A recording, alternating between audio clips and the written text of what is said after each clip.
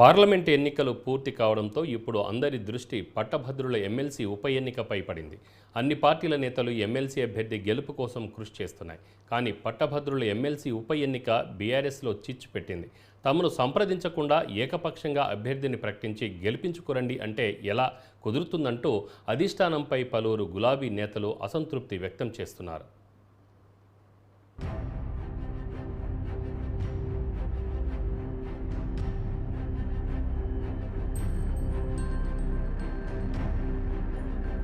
పట్టభద్రుల ఎమ్మెల్సీ ఉప ఎన్నిక బీఆర్ఎస్లో చిచ్చు పెట్టింది. తమను సంప్రదించకుండా ఏకపక్షంగా అభ్యర్థిని ప్రకటించి గెలిపించుకురండి అంటే ఎలా కుదురుతుందంటూ అధిష్టానంపై పలువురు గులాబీ నేతలు అసంతృప్తి వ్యక్తం చేస్తున్నారు.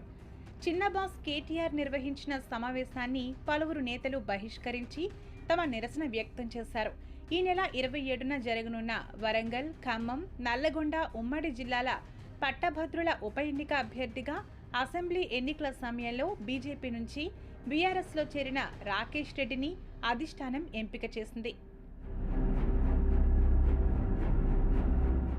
అయితే రాకేష్ రెడ్డికి జనగామ ఎమ్మెల్యే పల్లా రాజేశ్వర్ రెడ్డి అనుచరుడిగా పేరుంది. దీంతో కొందరు గులాబీ నేతలు తమపై పల్లా పెత్తనమేంటని ఆగ్రహం వ్యక్తం చేస్తున్నారు. ఈ అసంతృప్తుల కారణంగా 4 సార్లు గెలిచిన ఎమ్మెల్సీ స్థానంలో బీఆర్ఎస్ ఎదురెదుతోందనే చర్చ జరుగుతోంది.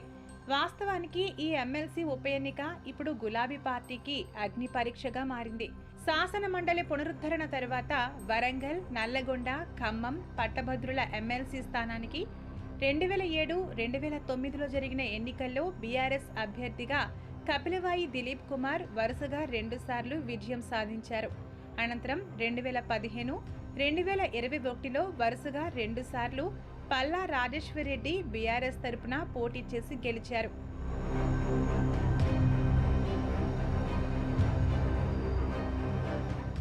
ఇలా 2007 నుంచి 2021 వరకు 4 పర్యాయాలు జరిగిన ఎన్నికల్లో గులాబీ పార్టీ విజయం సొంతం చేసుకుంది.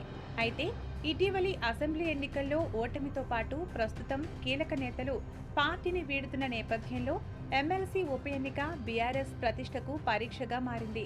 దీంతో ఈ స్థానానికి గులాబీ పార్టీ తీవ్ర కసరత్తు చేస్తోంది.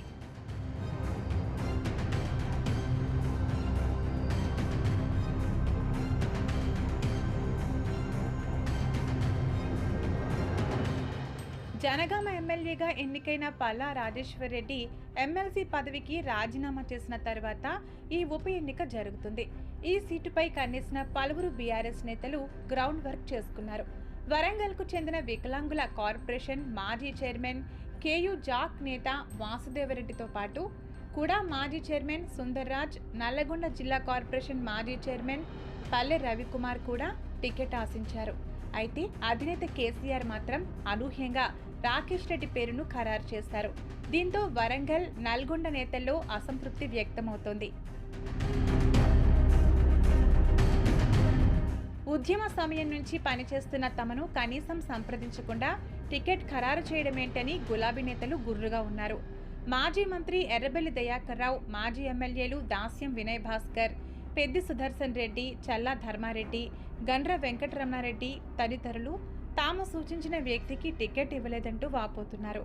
పార్టీ కష్టాల్లో ఉన్నప్పుడు కాపాడుకున్నామని, పల్లా కారణంగానే తమకు అధిష్టానం వద్ద ప్రాధాన్యం తగ్గుతుందని అసంతృప్తి వ్యక్తం చేస్తున్నారు. ఈ ఉప ఎన్నికల్లో సమన్వయంపై పార్టీ వర్కింగ్ ప్రెసిడెంట్ కేటీఆర్ ఈ నెల 15న తెలంగాణ భవన్లో నిర్వహించిన సమావేశానికి పలువురు నేతలు దూరంగా ఉన్నారు. మాజీ మంత్రి ఎర్రబెల్లితో పాటు ఎమ్మెల్సీలు పోచంపల్లి శ్రీనివాసరెడ్డి, బసవరాజు సారయ్య, మాజీ ఎమ్మెల్యేలు పెద్ది సుదర్శన్ రెడ్డి, చల్లా ధర్మారెడ్డి, గండ్ర వెంకటరమణారెడ్డి తదితరులు సమావేశానికి గైర్హాజరయ్యారు.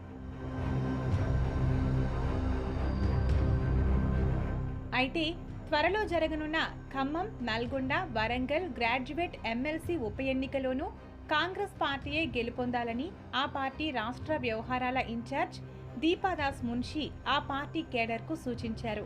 PCC election management committee chairman, మాజీ ఎమ్మెల్సీ కపిలవాయి దిలీప్ కుమార్ అధ్యక్షతన గురువారం గాంధీ భవన్లో జరిగిన మీటింగ్కు దీపాదాస్ చీఫ్ గెస్ట్గా హాజరై మాట్లాడారు. ఎమ్మెల్సీ ఎన్నికల్లో పార్టీ అభ్యర్థి తీన్మార్ మల్లన్న గెలుపు కోసం ఈ కమిటీ సరైన పోల్ మేనేజ్మెంట్ నిర్వహించాలని కోరారు. కమిటీ చైర్మన్ గాంధీ భవన్ కేంద్రంగా ఉన్న వార్ రూమ్ నుంచి ఎప్పటికప్పుడు ఎన్నికల తీరుపై మానిటరింగ్ చేయాలని, ఇందులోని కమిటీ సభ్యులు ఎన్నికలు జరగనున్న 3 జిల్లాలకు వెళ్లి పోల్ మేనేజ్మెంట్పై పార్టీ నేతలకు, కార్యకర్తలకు వివరించాలని సూచించారు.